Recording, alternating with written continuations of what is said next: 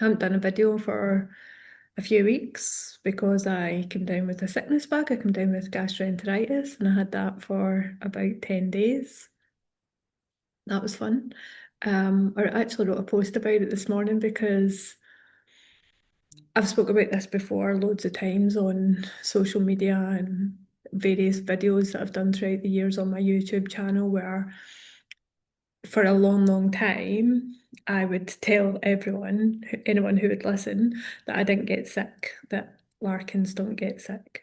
This was something that was said to us in jest a lot of the times as children. I've got three brothers and a sister, and it was kind of said to various members of the family in a joking way throughout our childhood, which is the way that most childhood conditioning happens is that it happens at such a subconscious level that the parents, we think we're being jokey. Like I've got two daughters myself, and it's like you say these little things and you think you're being funny or you're just having a connection with your children and you're laughing and joking, but what you're actually also doing at the same time at all times is you're conditioning their personality into them with these little nuances, these little sentences that we come out with. Oh, that's the way Larkins are. The Larkins are tough. The Larkins don't get sick. We've got immune systems of steel. I used to say to anyone who would listen, and then I'd be quite mortified when I did like come down with a sickness bug or a cold or anything like that. And while it was said jokingly, I believe anyway, um, the way someone says something and the way a child picks it up is two very, very different things. And we are given our personality by the people round about us a lot of the time. Like we're told who we are, and then we live into it. So I've got a younger sister, and she was the crazy one, and everyone referred to her as the crazy one and the loud one. So her personality became crazier and louder as she fit into the uniform that she was given. And I've said this, many times before, might be difficult to believe, but I was the clever one. And I was, that was my uniform, my identity that I was given. And any time that I was not perceived, not so much in my family, but from the wider world, as not being the clever one. If I was perceived as being unintelligent or not knowing something about a particular subject, of which there are many, then the 10-year-old version of me, the little girl version of me, would be like absolutely mortified and somewhat terrified of if I don't know the answer to this question, or if I'm not knowledgeable enough on this thing, then I'm not going to be perceived as the clever one, and I'm going to lose my place in society or my place in the tribe. And that tribe was no longer my first family, my siblings and my parents, but it became the workforces that I worked in or groups of friends or things like that. So it was like I had this self created but also conditioned into me identity that I had created in childhood, that I was clever, I was intelligent, I was confident, I was, top of the class with the subjects that, I mean, not all the subjects, but the subjects I was good at, then I was always top of the class with. And if into adulthood, it took me such a long time to understand, and a lot of therapy as well, that if I was perceived outside of the parameters of the personality that I had created, like if I made a mistake, for instance, then it was like my whole world came crashing down round about me because I wasn't being the person that I had designed and created. So if I wasn't her, then who on earth was I? And one of those things was one of those parts of my personality was that I don't get sick because Larkins don't get sick because we're tough. And and I actually instilled it into my oldest daughter, and she's, quite has come out with some of the same sentences. And it was an eye-opener when it was said to me by someone that looks very much like me and who I created in my own body and brought up. And when she comes out with the same sentences that I come out with, because I'm like, well, you're really looking in a mirror there, and you can see that you have actually given this person this part of their personality, and you've given them these sentences that they now just use naturally, and it's like, oh, I know where these sentences came from. That was a huge eye opener, especially in my older daughter, because she looks very much like me. My younger daughter does not look so much like me. She looks more like her dad, and she's blonde and big blue eyes. And my older daughter, she's got dark hair like me, so it is sometimes like looking in a mirror of my younger self. And what essentially happened was my the universe, God doesn't make mistakes. It's like I don't get sick because sickness is a weakness. And then what I did was I gave birth to a baby that was born 16 weeks early, and she was very much unwell and sick and weak and small, and all the things that I was afraid to be. And she spent 4 months in intensive care, and that should have been enough to teach me that this idea that we don't get sick because sickness is a weakness, because I was surrounded by all these tiny little babies that had so much strength in them, even though they were physically very, very weak. So that should have been the thing that kick-started the realization that this idea that I don't get sick wasn't true. But it wasn't. It didn't come for many years later when my little girl was 5 years old and I went into therapy, that I realised the detrimental effects that these little conversations that I'd had with my parents when I was younger had had on me. And it's not in a way to berate my parents, my mum and dad, because they didn't know. And much the same way that I didn't know, and much the same way every parent doesn't know what they're doing when they're, having these silly, funny conversations with their children. They don't know the way that the child is actually perceiving it. Um, so all of that to say, I haven't made any videos for a couple of weeks because I got gastroenteritis.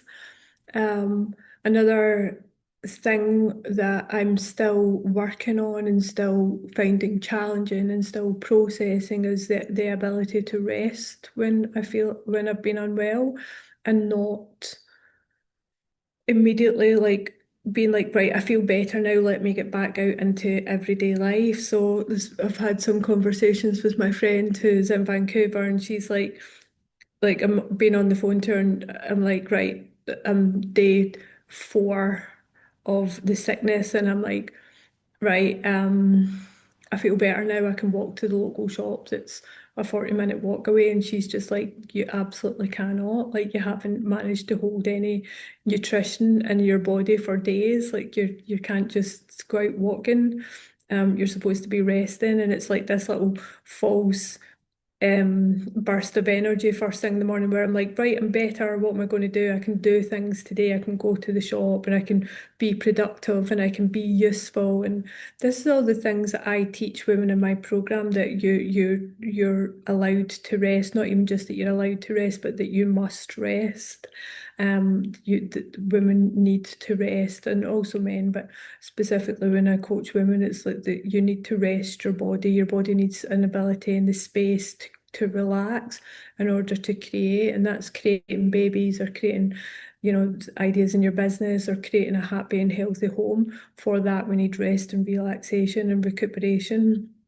And even although I've taught this for a long time, I still find it challenging myself, and still have these moments of realization in the middle of an illness where I'm like, 4 or 5 days into what was essentially a 10-day illness, and being like, no, I feel good today. Like I can get up and go out into the sunshine and walk to the shops, and then I didn't go to the shops. I didn't do the things that my ego wanted me to do. So I just sat with it for a few hours. I sat on the sofa here and I watched movies on the big TV, and during the day, and the sun's shining outside, and I'm like feeling a certain way about the fact that I'm sitting on the sofa and the world's just going on round about me. And then sitting with that feeling a certain way, and seeing what that means. And it's like I felt uneasy about sitting on the sofa, even although I was unwell. I felt uneasy about doing it. Like I should be up, I should be standing up, I should be doing something, I should be being productive, I should be serving the world, even in the midst of, what was quite a severe sickness bug. And just sitting with that feeling of discomfort, discontent, and being like, what is it? Like, what is it that I'm feeling? and understanding that it was fear. Like I'm sitting there on the sofa watching really soppy movies. I watched like really cheesy, really cheesy movies. I watched a movie with Mark Ruffalo and Reese Witherspoon, and it's called Just Like Heaven, and it was just like the cheesiest movie ever, and I was sitting there crying my eyes out at the end of it, and just recognizing that I felt afraid while I was sitting there. I felt fear in my body. And I'm sitting in a nice apartment watching TV, wrapped up in a blanket with some water, and I feel all this discomfort, this discontent, this fear in my body that I'm not doing enough, that I'm not enough, that I'm not being enough in the world in the midst of a sickness bug. And just sitting with that and when the movie ended, just sitting on the sofa and being like, okay, I can feel this vibrating in my solar plexus. I can feel this fear. I can feel this discomfort. What is it? Why is it there? How old is the version of me that feels afraid right now? And it always comes back to 10-year-old Ali, 12-year-old Ali, 13-year-old Ali, a young girl, sometimes younger than 10, 6 or 7, and it's I need to be doing something. I need to be being productive. I need to be doing something for other people and giving part of myself to someone else, because if I'm not, then who am I if I'm not doing that? And it's like, right, well, who are you in this moment? You're a woman that's going through a sickness bug. You're not any use to anybody when you're unwell. You're not going to be helpful. In fact, you're more than likely going to give them the sickness bug that you've got. So you're better off just sitting still and not touching anything, touching anybody, and not interacting. Like just sit and rest and be at peace. And I think that's the word that I've been looking for there, is like being at peace and just sitting and doing nothing and being at peace. And I know from coaching women that that's how a lot of women go through life. And it's something like a sickness bug or a huge life event that eventually gets stops them and gets them to be like, no, no, no, you're doing too much. You're trying to give you're trying to give so much of yourself that, or you are giving so much of yourself that there's not enough left over for yourself. Like you know, I've said this before about this analogy of pouring from an empty cup, which I don't think is accurate. I don't think women pour from an empty cup. I think they overspill from a cup that is actually filled to the brim with other people's emotions and opinions and judgments and internalized, preconditioned in childhood, self-judgment, self-shaming, um, opinions of ourselves, opinions that we've garnered from the world around us, that we've absorbed. Beep, beep, beeps outside because it's 5:15. Everybody's going home from work, so they're all beeping. The driving's wild here. Um, and so we're not pouring from an empty cup, we're pouring from a cup that's filled to the brim with other people's emotions and our own repressed emotions. But we're carrying this cup around, which is in our energetic body, in our vessel, and we're carrying all the weight of the world around with us, and then we're trying to give parts of ourselves to other people at the same time, and it's exhausting. And what happens is something like gastroenteritis comes along and firmly sits us down and goes, sit down and don't do anything for 10 days. You physically can't, other than rush to the toilet every 5 minutes, which might be a bit TMI. But that whole week, 10 days where I've been sitting here, it's like, well, I've had to acknowledge the feelings that come up when I'm sitting here doing nothing, not talking to anybody, by myself, sitting on the sofa, lying in the bed, in the bath, in silence, just sitting and seeing what is in there that needs to come up to be seen.